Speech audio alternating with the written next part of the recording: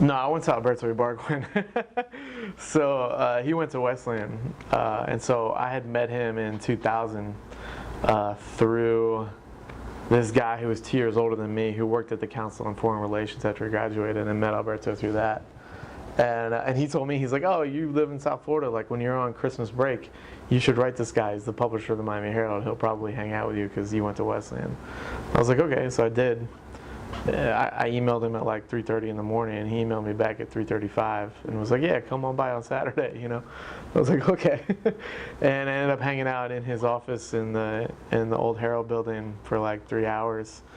And then kind of kept in touch with him on and off for years. And I hadn't seen him for, man, it was probably 3 or 4 years at least, when we were out writing poems one night at Art Walk in Wynwood, out in front of Gallery Diet, and Alberto walked by with his wife Susanna, and Susanna saw me, and said to Alberto, like, isn't that Scott? You know, like, don't you know him? And so, you know, he came up to me, just in typical Alberto fashion, he just goes, what the fuck are you doing? And I was like, oh, I'm writing poems on the street for money, you know, which obviously is exactly the kind of response that he likes, you know, something completely absurd, you know, you're just out in the world making art, you know, for no reason. And so he's like, oh, let's have breakfast. And so I knew at that, you know, going to breakfast with him was a big deal. So I came with an idea for, you know, like, hey, give me, you know, I think I asked for like $3,000 to like bring some poets down, which, you know, in his world is it's under the table somewhere. So they ended up giving me, I think, 10 over 2 years, because I think it was actually Dennis Scholl who was like, give him a little more, like, see what he can do, you know.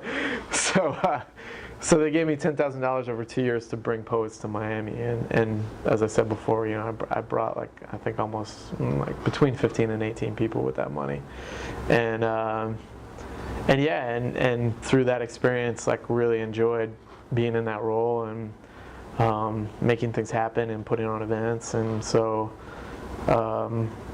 at the advice of Tom Healy, who I'd met around the same time, like through a different set of circumstances, and who, you know, kind of, I think, also mentored me in various ways, he was like, you should ask for something bigger. You know, you should go back to them with like a bigger idea.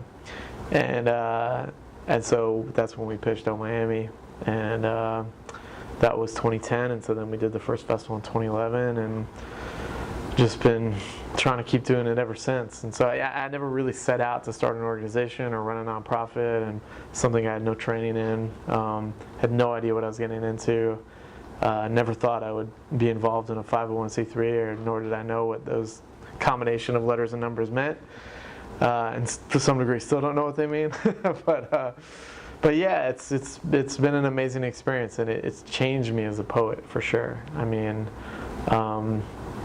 you know, I think having those experiences of putting poems out into the public and seeing how people react to them and finding different ways for people to interact with them, it just keeps like reinforcing this idea that people have connections to this genre. They care about it in ways that we can't really anticipate until we get out there. And it really, I think, changed me from a bad poet to a